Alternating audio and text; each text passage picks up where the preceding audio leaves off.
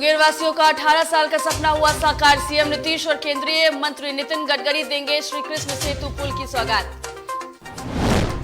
गंगा किनारे सभी गांवों में ड्रोन से होगी कार्रवाई। बिहार के 12 जिलों में 17 ड्रोन रखेंगे शराबियों पर नजर। आज यूपी के कासगंज प्रत्यक्ष तो बरेली में वर्चुअल रैली को संबोधित करेंगे पीएम मोदी। मौके पर सीएम योगी भी रहेंगे मौजूद।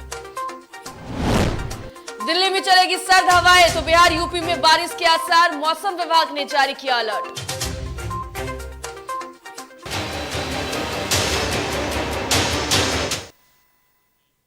नमस्कार, जीटीवी भारत में आपका स्वागत है। मैं हूं पूजा वर्मा। शुरुआत करेंगे बुलेटिन का, लेकिन सबसे पहले रुख करेंगे इस वक्त की बड़ी खबर का। बड़ी खबर, गंगा किनारे सभी गांव में ड्रोन से होगी कार्रवाई। बड़ी खबर इस वक्त की आपको बता रहे हैं, जहां बिहार के 12 जिलों में 17 ड्रोन रखेंगे शराबियों पर नजर। तो अब शराबियों पर नकेल कसने के लिए गंगा किनारे सभी जिलों के एसपी को रूट मैप तैयार करने का दिया गया निर्देश। बड़ी खबर आपको इस वक्त की बता रहे हैं, रूट मैप तैयार करने के बाद भेजा जाएगा पुलिस मुख्यालय।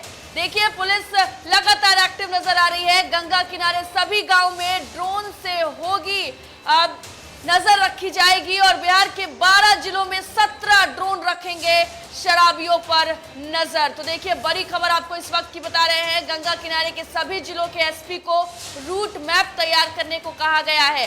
और बड़ी बात यह है कि लगातार शराब पर नकेल कसने के लिए अवैध रूप से जो शराब कारोबारी सक्रिय नजर आ रहे हैं बिहार में, उन पर नकेल कसने के लिए अब ड्रोन की मदद ली जा रही है। और रूट मैप तैयार करने के बाद आपको बता दें कि पुलिस मुख्यालय पर भेजा जाएगा। राज्य में शराब के अवैध निर्माण और इसके कारोबारियों पर नकेल कसने के लिए ड्रोन जैसी आधुनिक तकनीकों का भी सहारा तेजी से लिया जा रहा है। पटना और वैशाली के दियारा इलाकों में इनके उपयोग के सहारे आपको बता दें कि कई सारे परिणाम भी सामने आए जो काफी सराहनीय रहे हैं।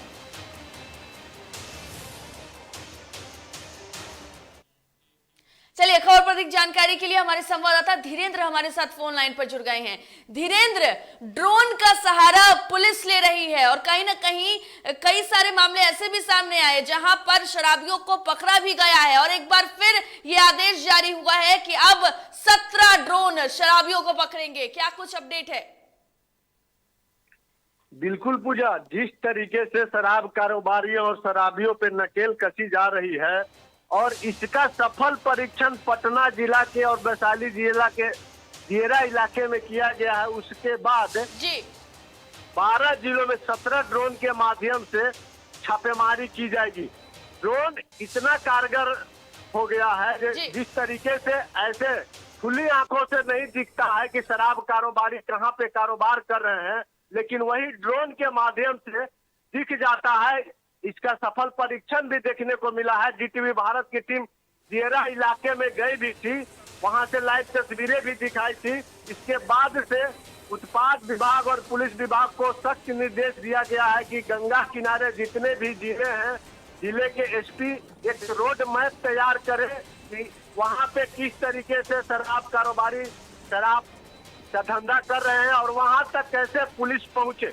इसके लिए रोड मैप तैयार करने को सभी जिलों के एसपी को कहा गया है। साथ ही शराब कारोबारियों पर नकेल कसने के लिए ड्रोन और श्वान दस्ता के साथ साथ नाव के माध्यम से भी शराब कारोबारियों पर नकेल कसने की आवश्यकता है। इसके लिए कवायद तेज कर दी गई है, शुरू कर दी गई है।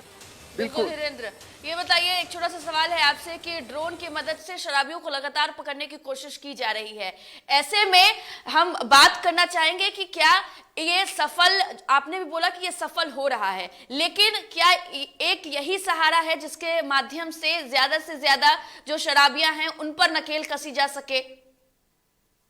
बिल्कुल, पहले होता यह था कि शराब कारोबारी नजर नहीं आते थे, बस शराब पीने वाले ही केवल पकड़े जाते थे। लेकिन जिस तरीके से ड्रोन आया और ड्रोन के माध्यम से दियारा इलाकों में शिकंजा कसा गया और दियारा इलाकों में जब ड्रोन से देखा गया तो वहां पे जो भी जंगल झाड़ थे उसमें शराब बनाने की जो भट्टियां थी वो देखी गई। उसके बाद से ये जो कवायद है तेज कर दी गई है और उसके माध्यम से काफी जो है सफलता भी मिल रही है उत्पाद विभाग और पटना पुलिस या फिर बिहार पुलिस बिल्कुल को। धीरेन्द्र, चलिए बहुत बहुत धन्यवाद आपका तमाम जानकारी के लिए। तो देखिए, शराबियों पर नकेल कसने के लिए अब ड्रोन का सहारा लिया जा रहा है और ड्रोन के माध्यम से अब शराबियों और साथ ही साथ जो अवैध रूप से भट्टियां चलाई जा रही है, निर्माण किया जा रहा है, उस पर भी नकेल कसा जाएगा।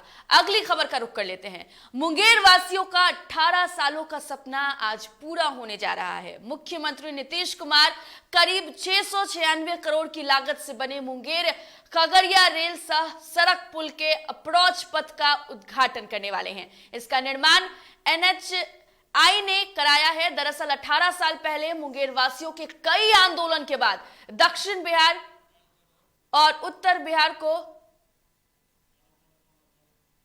जोड़ने के लिए आपको बता दें कि प्रधानमंत्री अटल बिहारी वाजपेयी ने गंगा नदी पर बने रेल सह सड़क पुल का शिलान्यास किया था और गंगा नदी पर श्री कृष्ण सेतु अपने शिलान्यास के 18 साल बाद बनकर तैयार है। तो आज सीएम नीतीश कुमार मुंगेर वासियों को सौगात देने वाले हैं। 18 साल का सपना मुंगेर वासियों का आज पूरा होने जा रहा है। साथ ही साथ अटल बिहारी वाजपेयी ने इसका शिलान्यास किया था और सीएम नीतीश कुमार आज इसका उद्घाटन करेंगे।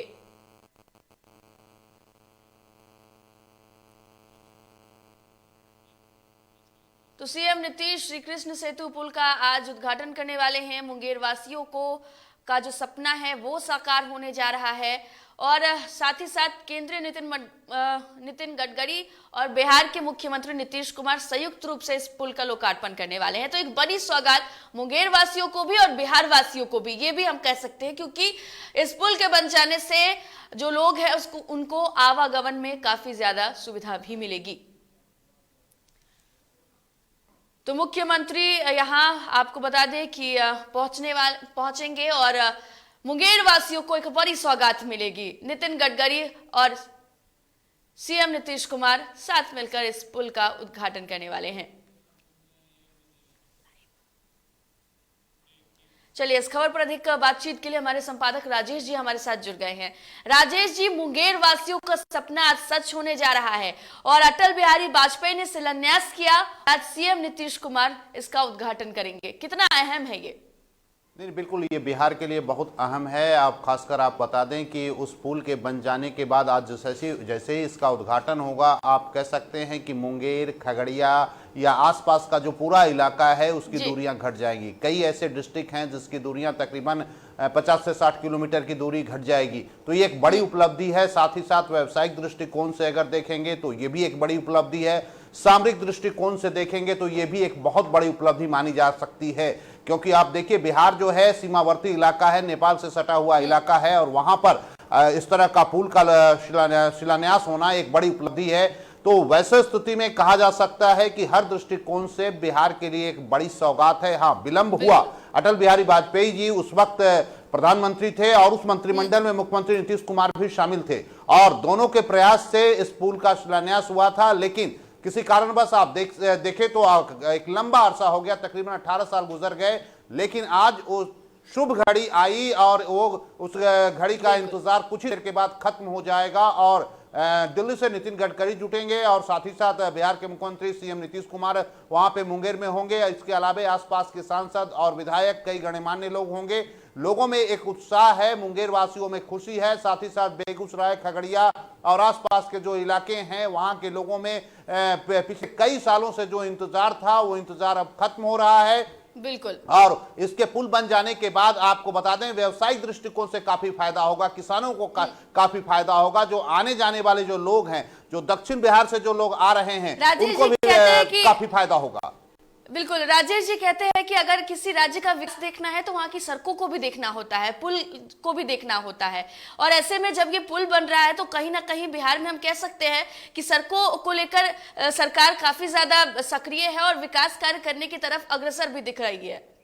नहीं, बिल्कुल। देखिए, नीतीश कुमार की कुछ उपलब्धियों में एक अहम उपलब्धि ये भी मानी जाती है कि बिहार में सड़क और पुल पुलिये का बड़े पैमाने पर निर्माण हुआ है। और यही वजह है कि आप देख रहे हैं, आप देखेंगे जब भी नीतीश कुमार कोई भी सभा को संबोधित कर रहे होते हैं तो वो अक्सर कहते हैं कि अब राजधानी पटना से बिहार का कोई भी इलाका अगर आपको पहुंचना है तो 4 से 5 घंटे में आप पहुंच सकते हैं, और ये देखने को मिला है और ये अच्छी बात है। और आज जो पुल का उद्घाटन होने जा रहा है ये हम लोगों के लिए, एक बिहार के लिए एक बड़ी सौगात है और बिहार को एक काफी फायदा होने जा रहा है। निश्चित रूप से एक समय था कि 2005 से पहले की अगर तस्वीर देखेंगे तो बिहार में पता नहीं चलता था कि गड्ढे में सड़क है या सड़क में गड्ढा है, लेकिन आज वो तस्वीर नहीं है। आज आप देखेंगे तकरीबन ज्यादातर जो गांव हैं, कुछ ही एक गांव होंगे, 100-200 ऐसे गांव होंगे जो कि अपने जिला मुखिया से कटे हुए हैं, लेकिन तकरीबन आप देखेंगे तो बिहार का हर गांव आज की तारीख में वो जिला मुख्यालय से जुड़ चुका है और जिला मुख्यालय राजधानी से जुड़ा हुआ है।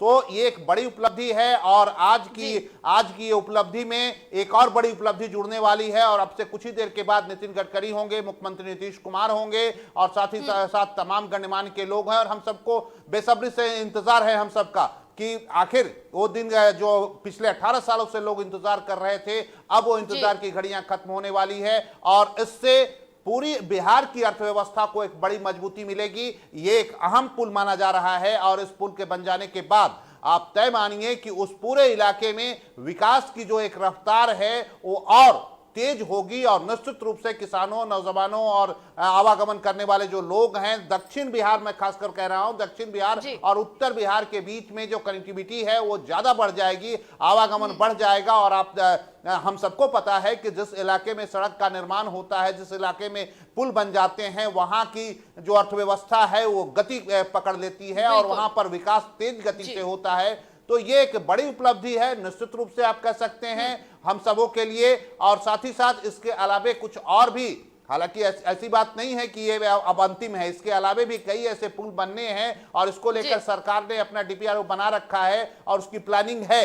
नितिन गडकरी काफी बेहतर काम कर रहे हैं, पूरी देश और दुनिया को पता है। बिहार में मुख्यमंत्री नीतीश कुमार ने सड़क के क्षेत्र में, बिजली के क्षेत्र में सराहनीय काम किया है, इसे सबको पता है। तो ये इसके लिए निश्चित रूप से केंद्र की सरकार और बिहार की सरकार धन्यवाद के पात्र हैं। बिल्कुल राजेश जी। और देखिए इसके अलावा श्री कृष्ण सेतु पुल के अलावा भी घोरघट पुल है जिसका आज सीएम नीतीश कुमार उद्घाटन करने वाले हैं। तो सड़कों के माध्यम से कहीं ना कहीं बिहार के विकास को जोड़कर हम देख सकते हैं और इससे कई फायदा भी होगा। राजेश जी, आपने हमें तमाम स्थितियां समझाने की कोशिश की कि किस तरीके से अगर ये पुल बनता है तो कितना फायदा होगा। आपका बहुत बहुत धन्यवाद तमाम जानकारी के लिए। तो देखिए केंद्रीय मंत्री नितिन गडकरी और बिहार के मुख्यमंत्री नीतीश कुमार संयुक्त रूप से इस पुल का लोकार्पण करने वाले हैं और ऐसे में एक बड़ा फायदा हम जरूर कह सकते हैं कि बिहार को होगा।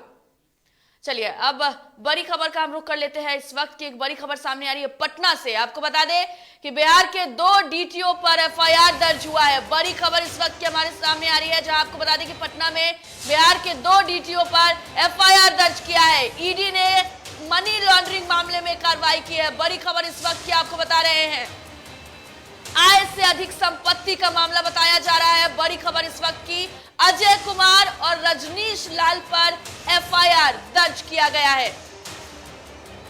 तो पटना में बिहार के 2 डीटीओ पर एफआईआर दर्ज किया गया है। ईडी ने मनी लॉन्ड्रिंग मामले में यह कार्रवाई की है। साथ ही साथ आय से अधिक संपत्ति का यह मामला बताया जा रहा है और अजय कुमार और रजनीश लाल पर एफआईआर दर्ज की गई है।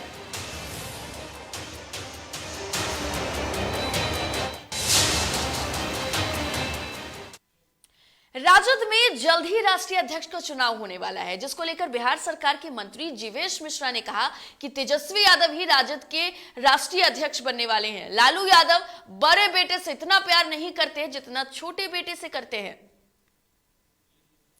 तो देखिए जीवेश मिश्रा का यह बयान सामने आया है, जहां उन्होंने कहा है कि लालू यादव को अपने बड़े बेटे पर ज्यादा भरोसा नहीं बल्कि छोटे बेटे पर ज्यादा भरोसा है और उन्हें ही वो राष्ट्रीय अध्यक्ष बनाएंगे। जीवेश मिश्रा का यह बयान आरजेडी के नए राष्ट्रीय अध्यक्ष बनाने को लेकर सामने आया है।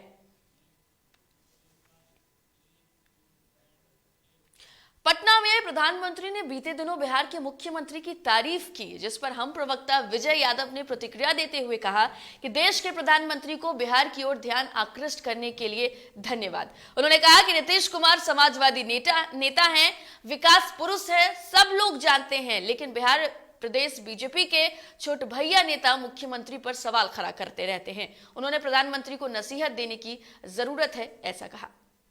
सबसे पहले तो मैं माननीय प्रधानमंत्री जी को कोटि कोटि बधाई देना चाहता हूं कि बिहार की ओर उन्हें नजर दौड़ाने का काम किया और नीतीश कुमार जी के बारे में बड़ाई करने का काम। ये सही बात है कि नीतीश कुमार जी एक ऐसे बिहार के लीडर हैं जो प्योर समाजवादी है, उनको जात पात और धर्म और अपने परिवार से कोई मतलब नहीं है। लेकिन मैं माननीय प्रधानमंत्री जी को कहना चाहता हूं कि प्रधानमंत्री जी, जिस कदर आपने बिहार में गठबंधन किया है और उसी कदर आपके गठबंधन के कुछ छुटभैये नेता लोग माननीय नीतीश कुमार जी पर उंगली उठाते हैं, तो मैं कहता हूं कि उन छुटभैये नेताओं को कुछ समझ में नहीं आता है कि किस कदर आपने बिहार में नीतीश कुमार जी को देखा है।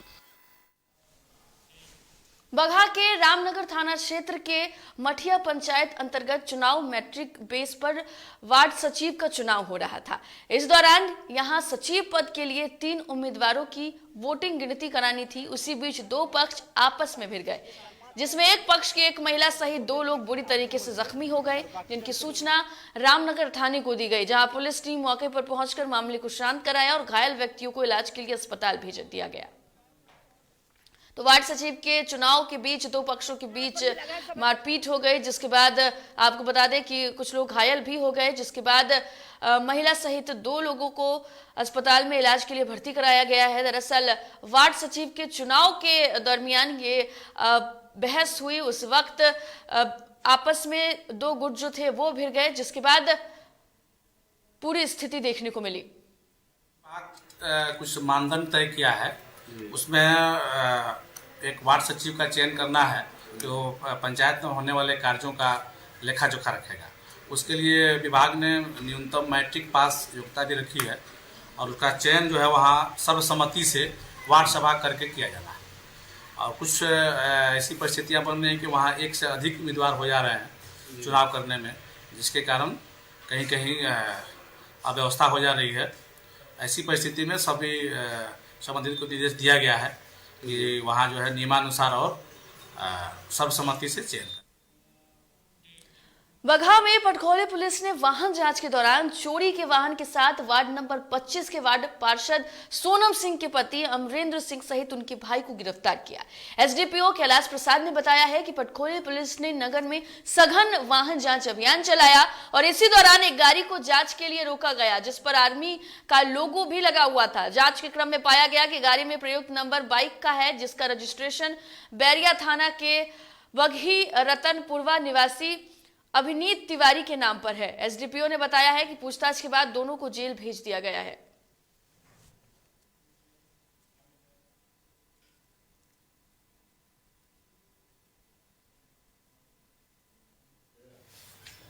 पटखौली थाना क्षेत्र में कचहरी में एक गाड़ी लगी थी।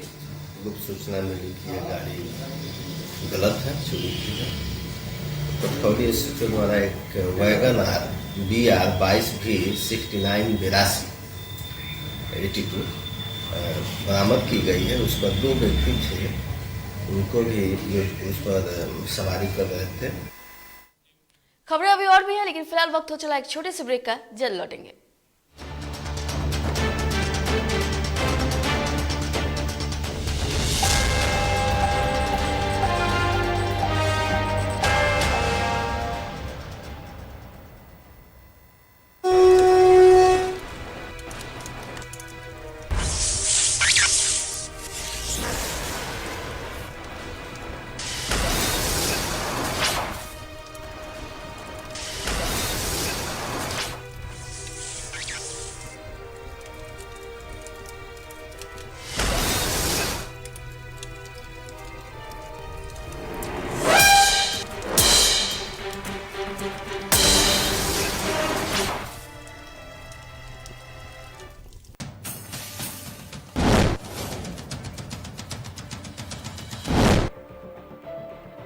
बात होगी सत्ता की,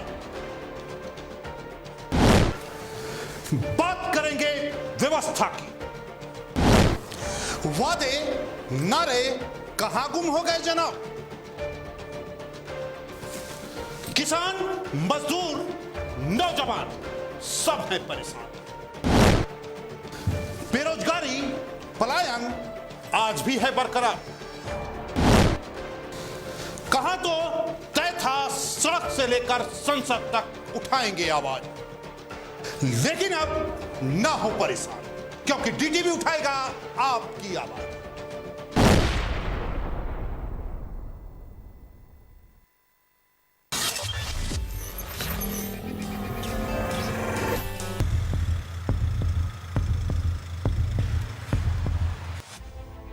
खबरें तमाम देश के नाम, हर सुबह हर शाम हमारी मुहिम से मिले नई पहचान, बिगड़े हालातों में भी बेहतर परिणाम, रहेंगे हर पल आपके साथ। स्थितियां जो भी हों आप तक खबरें पहुंचाएंगे। कोरोना जैसे संकट में न दूर थे न दूर जाएंगे। समाज से जुड़े हर मुद्दे को उठाएंगे। अगर होगा गलत तो मुहिम चलाकर विरोध भी जताएंगे। पत्रकारिता का हर फर्ज निभाएंगे, क्योंकि हम हैं डीटीवी भारत। देश की राजनीति में क्या चल रहा है? क्या कुछ बड़ा होने जा रहा है? क्या राजनीतिक खिचड़ी पक रही? क्या सियासी गलियारों में गर्माहट बढ़ रही? आपके उलझे सवालों को हम समझाएंगे।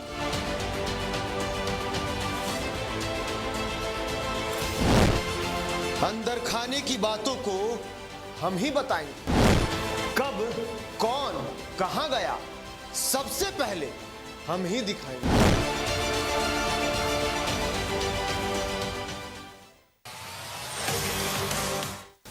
टीवी के साथ सोशल मीडिया पर भी है पकड़। यहां होती है जनता की बात, चाहे हो दिन या हो रात। सरकार तक पहुंचाते हैं आपके हाल। आपके मुद्दों पर हम पूछते हैं तीखे सवाल। सरकार की डार्लिंग महंगाई से आदमी मर रहा है, अब क्या बने ज्यादा। जिस पर होती है सबकी नजर, हम दिखाते हैं नो फिल्टर खबर। नीतीश कुमार की सरकार को 1 साल हो चुका है। पिछले साल विधानसभा चुनाव हुआ, जिसके बाद बिहार के मुख्यमंत्री बने नीतीश कुमार।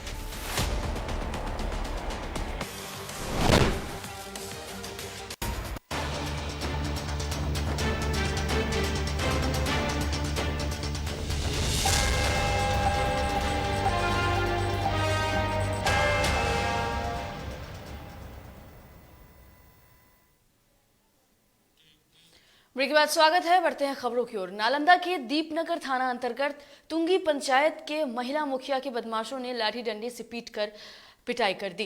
बीच बचाव पर पति अनूप मांझी समेत परिवार के अन्य सदस्यों को भी पीटा गया। कुछ ग्रामीणों ने घटना का वीडियो बनाकर उसे वायरल कर दिया। पीड़िता मुखिया मंती देवी ने SC/ST थाना में पंचायत समिति सदस्य अमित कुमार समेत 4 बदमाशों को आरोपित कर केस दर्ज कराया है, जहां पुलिस आगे की कार्रवाई में जुट गई है।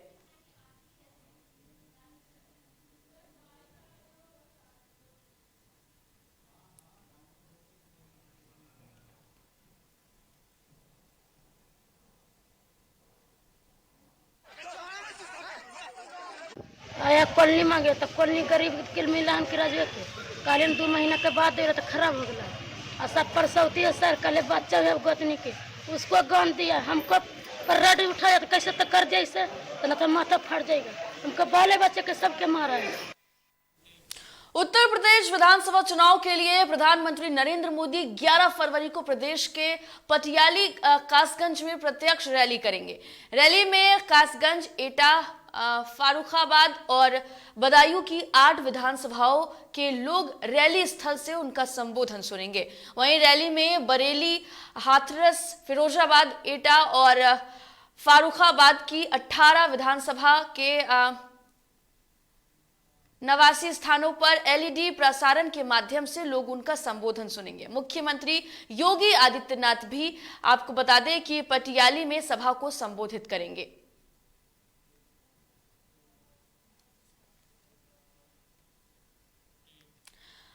महाराजगंज की 5 विधानसभा सीटों पर आगामी 3 मार्च को 6वें चरण में मतदान होना है, जिसको लेकर विभिन्न राजनीतिक दलों के प्रत्याशी पूरे उत्साह के साथ अपना नामांकन दर्ज करा रहे हैं। नामांकन के बाद बीजेपी प्रत्याशियों का कहना है कि उत्तर प्रदेश में योगी के नेतृत्व वाली सरकार ने बिना भेदभाव के सभी वर्गों के लिए पूरे प्रदेश का चौतरफा विकास किया है। सपा, बसपा और कांग्रेस पार्टी सहित निर्दलीय प्रत्याशियों का कहना था कि अगर जनता उन्हें मौका देगी तो वह अपने क्षेत्र में सभी सुविधाएं लोगों के लिए मुहैया कराएंगे।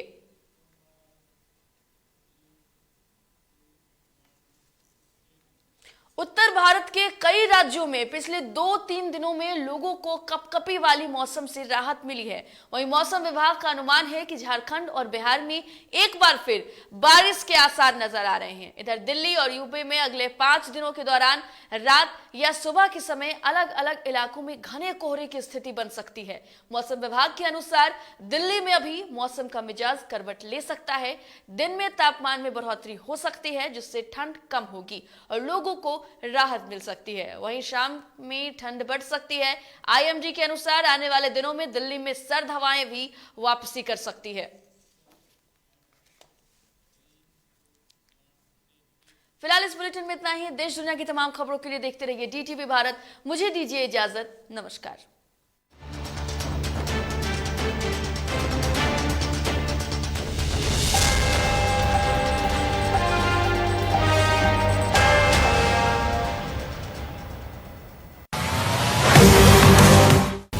टीवी के साथ सोशल मीडिया पर भी है पकड़। यहां होती है जनता की बात, चाहे हो